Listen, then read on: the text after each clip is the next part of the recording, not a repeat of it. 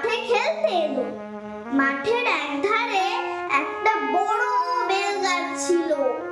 গ্রামের মুরল মশাই তার গোড়াটা বাঁধিয়ে দিয়েছিল। ভানুর দাদু বলে গাছটা অনেক দিনের পুরনো। ভানুরা মাঠে খেলে আর ভানুর দাদুরা বেদিতে বসে তাস খেলে।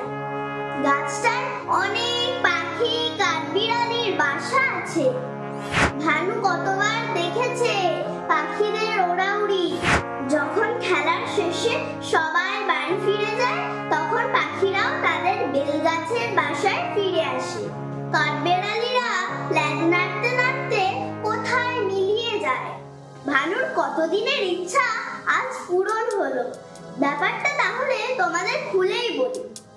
ভানু যখন মাঠে খেলে তখন বোজো ওই বেদিটার উপর বসে থাকে। যেদিকে দাদুরা বসে তাস খেলে তার উল্টো দিকে। বোজো তো আউটডোর গেমস খেলতে পারবে না ওর হাইটের জন্য। তাই এখন তিনগেসের জন্য বোজোকে আর একা বসে থাকতে হয় না, ওরা দুজনে একসঙ্গে খেলে।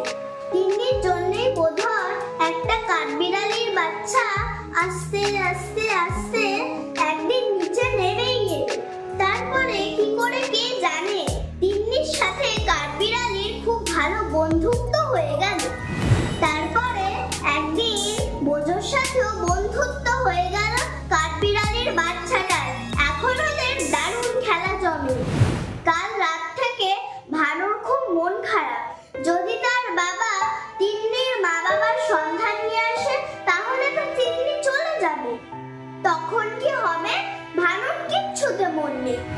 তাই আজ স্কুল থেকে ফিরে মাঠে খেলতে না গিয়ে চুপ করে বেদির উপরেই বসে থাকলো বোজো আর তিন্নির সাথে। কাঠবিড়ালির বাচ্চাটার হলো মহা বিপদ। না পারছে গাছ থেকে নেমে খেলতে, না পারছে গাছে থাকতে। বোজো ব্যাপারটা দেখে বলল, নেমে এসো ও ভানু, আমরা একসঙ্গেই থাকি। কাঠবিড়ালিটা তাদের কাছে আসতে দেখে ভানুর মন খুশি হয়ে গেল। ভানুর কতদিনের ইচ্ছে পাখিদের সঙ্গে খেলে, কাঠবিড়ালিদের সঙ্গে খেলে, আজ সত্যি হলো। ভানু শুধালো, তোমার নাম কি? কাঠবিড়ালির বাচ্চাটা চু চু করে তাকিয়ে থাকলো। ভানু বলল, ঠিক আছে, তোমার নাম ঝিলমিল। তোমরা কি সুন্দর লেজ নাড়িয়ে নাড়িয়ে ঢেউ তুলে তুলে নেচে বেড়াও। ডোরা কাটা রং তোমাদের, তাই তোমার নাম ঝিলমিল। ব্যাস শুরু হলো নতুন খেলা, মজার খেলা। বোজো, ভানু, তিন্নি, ঝিলমিল সেদিন বিকেল বেলায় বেলগাছের তলায় কি মজার খেলা খেললো ওরা। তারপর সন্ধ্যা হলে সবাই ঝিলমিলকে টাটা করে বাড়ি ফিরে এলো।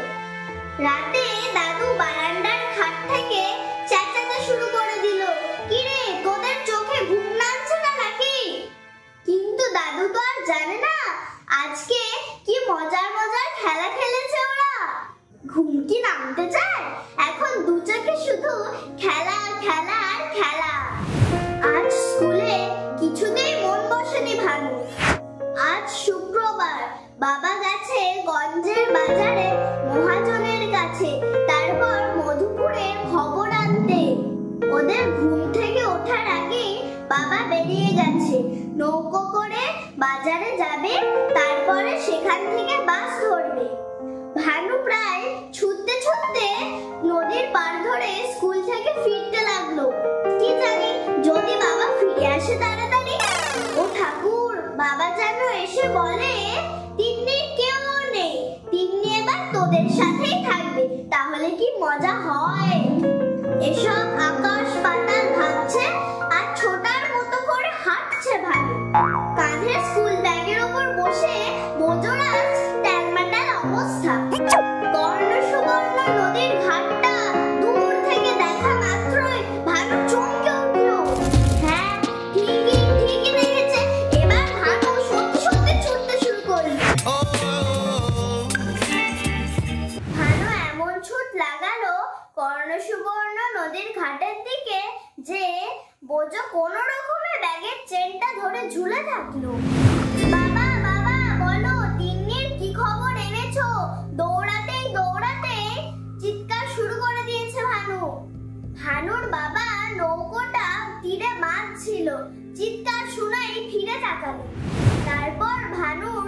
বসা দেখে বলল, কি রে ভানু, স্কুল থেকেই ছোটা শুরু করেছিস নাকি?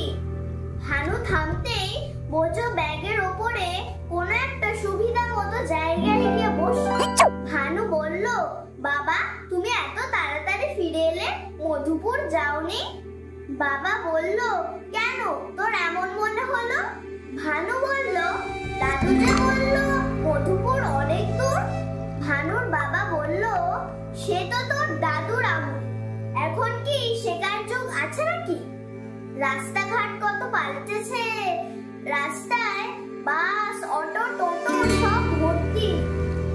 ততক্ষণে নৌকো বাঁধা হয়ে গেছে। ভানুর বাবা ভানুর হাত ধরে নদীর পাড়ে এসে উঠল। তারপর সবাই বাড়ির দিকে হাঁটতে হাঁটতে কথা বলতে লাগলো।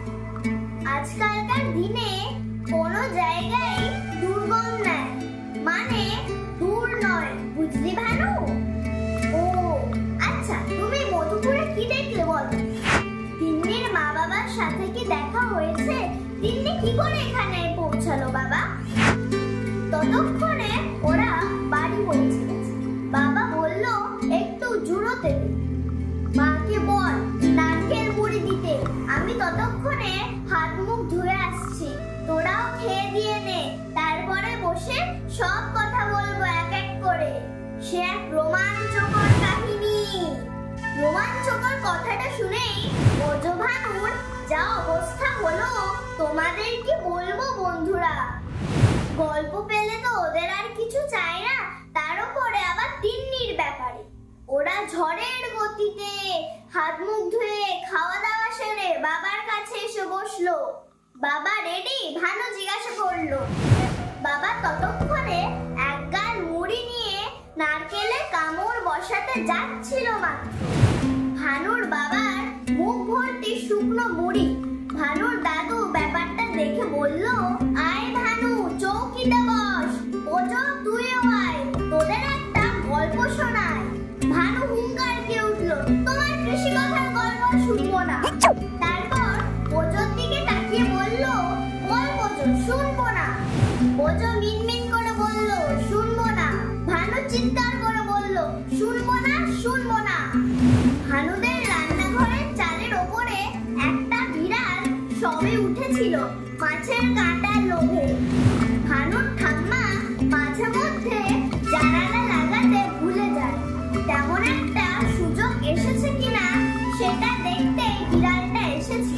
রান্নাঘরের খড়ের চালে সবে লাফটা দিয়েছিল, ভানুর হাওমাও চিৎকার শুনে এমন পিছলে গেল, পড়বি তো পড়, একেবারে উঠোনে। চাল থেকে জ্যান্ত বিড়াল পড়তে দেখে বোঝো গেল চমকে, ভানু গেল থমকে, আর বিড়াল বেচারা গেল ঘুরতে। সেই ভরকানো অবস্থায় তড়াক করে মারলো লাফ ভাঙা পাঁচিলের ওপারে।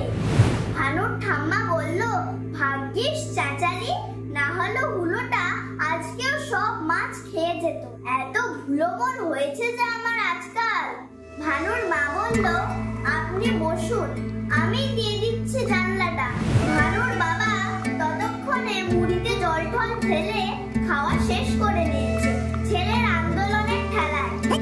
বোঝো ভানু বিড়ালের ঘোর কাটিয়ে বাবার চারিপাশে তিন্নিকে নিয়ে জমিয়ে বসেছে।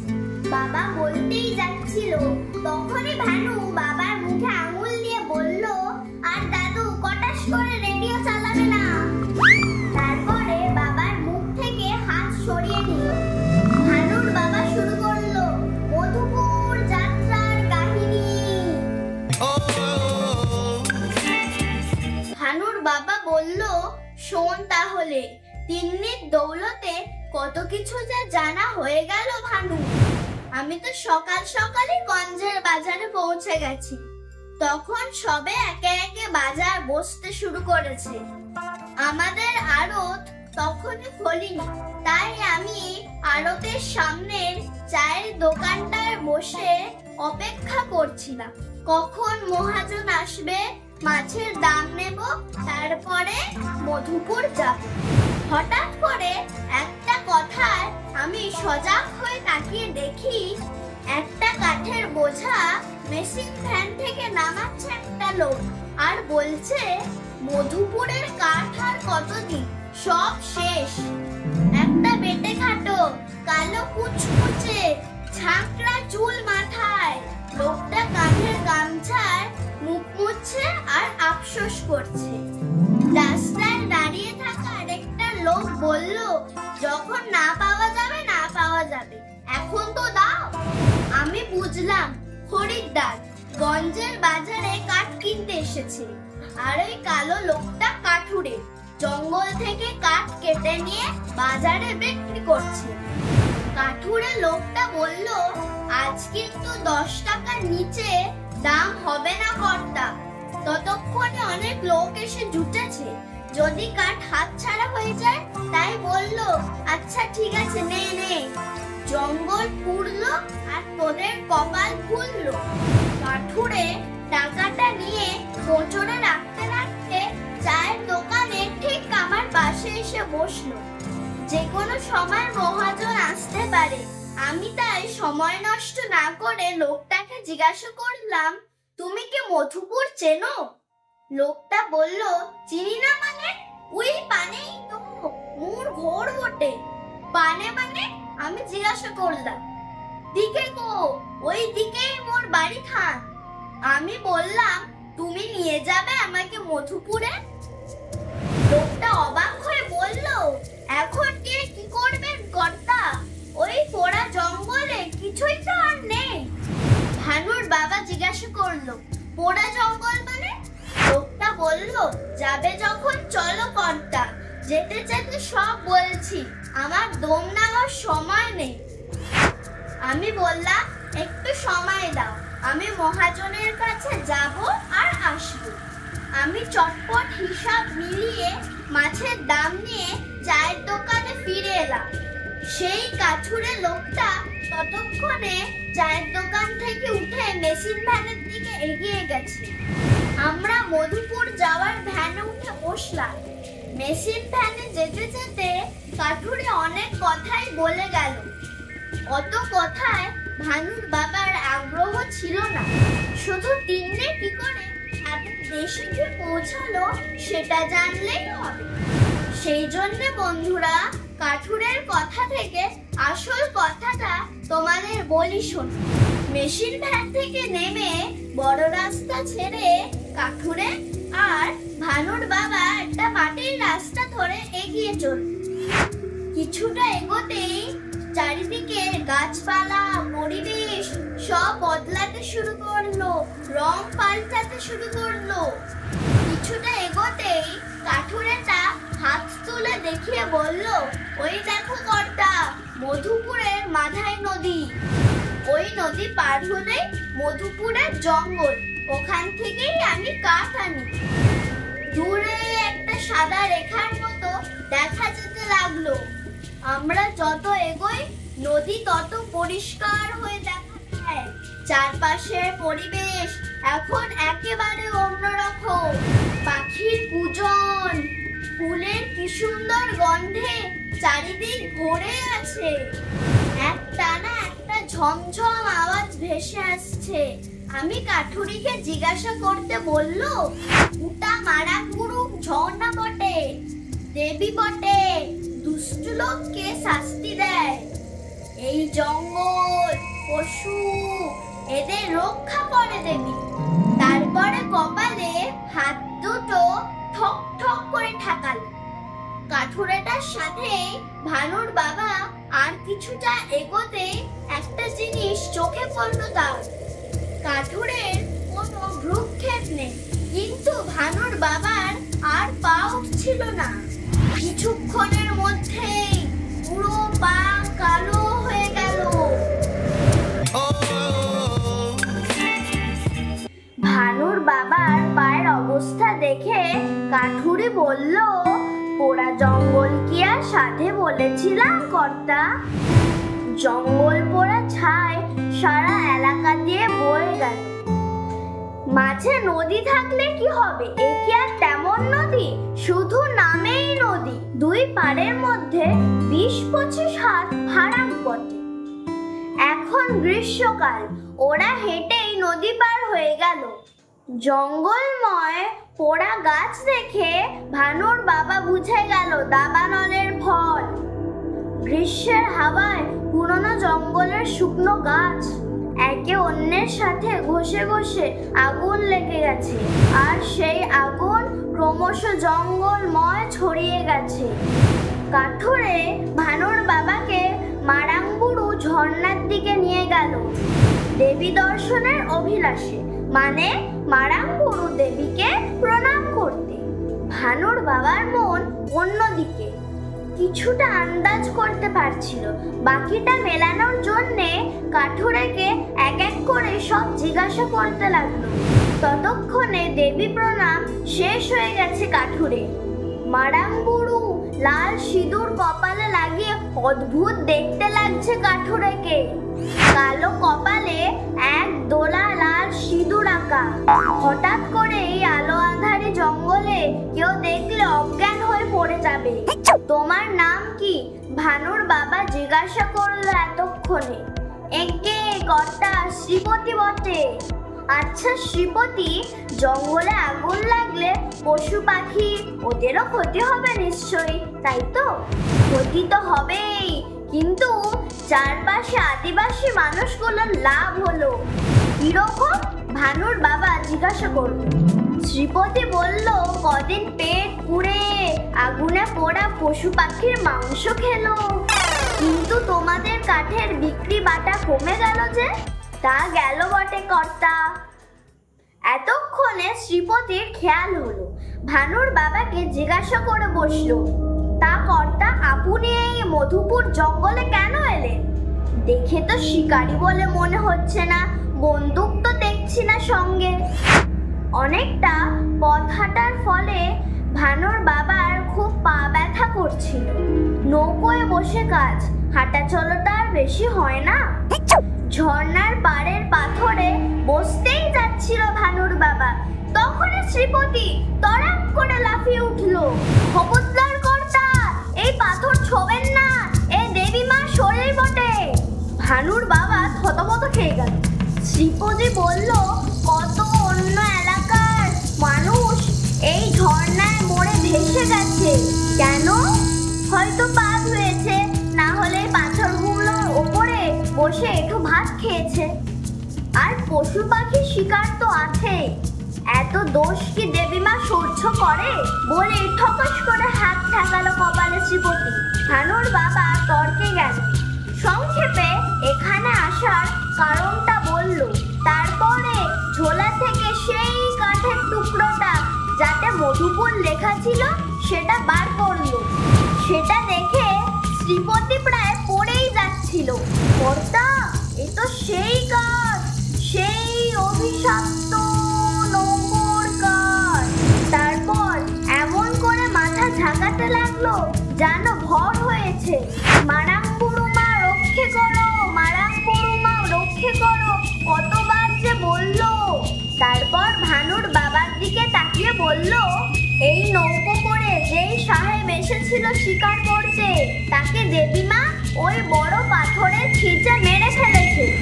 ভানুর বাবা বলল, বলো কি শ্রীপতি, আমাকে সবটা বলো, সবটা বলো।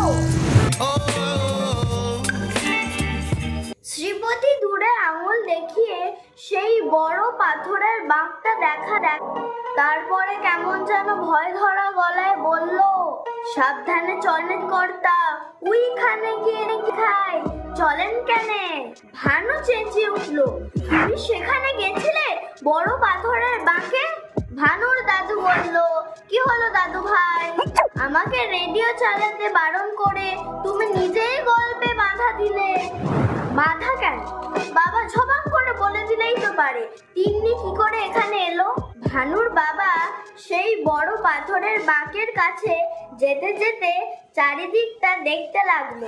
শ্রীপতির কাছ থেকে যেই রোমাঞ্চকর কাহিনীটা শুনেছিল সেটা তোমাদের বলি শোনো বন্ধুরা। নানা রকমের পাখি, বন্য পশুতে ভর্তি মধুপুরের জঙ্গল, চোরা শিকারীদের পছন্দের জায়গা। সাধারণ পর্যটক খুব একটা এখানে আসে না, কারণ কাছাকাছি হোটেল নেই, রেস্টুরেন্ট নেই, পাকা রাস্তা নেই। আজ পর্যটকদের মন ভরে বন্ধুরা। এই সুযোগটাই চোরা শিকারীরা নিয়ে থাকে। যাই হোক, এইভাবেই মধুপুর জঙ্গল রহস্যময় হয়ে উঠেছিল। স্থানীয় আদিবাসী মানুষ বা শ্রীপতিরা দেবীর কথা বললেও ভানুর বাবা চারদিক তাকিয়ে দেখলো ঢালু ঝর্ণার পাশে ছড়িয়ে আছে বড় বড় গোলাকার পাথর, পাথুরে মাটি, ঢালু পাড়। যে কোনো কারণে একটু ধাক্কা লাগলেই পাথর গড়িয়ে যাওয়া স্বাভাবিক। শ্রীপতির কথায় জানা গেল কয়েকদিন আগে ওই সাহেব মধুপুর জঙ্গলে আসে। মধুপুর জঙ্গলে ঢোকার আগে নদীর পাড়ে একটা মাঝিদের বস্তি আছে। ওরা নৌকো বানায়। যারা জঙ্গলে শিকার করতে আসে তাদের মধ্যে কেউ কেউ নদীতে নৌকো নিয়ে শিকার করতে পছন্দ করে। তারা সেই মাঝি বস্তি থেকে ছোট নৌকো কেনে, না হলে কখনো ভাড়াও নেয়। ভানুর বাবা বুঝলো, তাই জন্যে দিল্লির নৌকোতে মধুপুর নামটা খোদাই করা ছিল। একদিন খুব হাওয়া বইছিল। শ্রীপতি তাড়াতাড়ি বাড়ি ফিরছিল। কিছুটা দূরে ঝর্ণার বাঁক।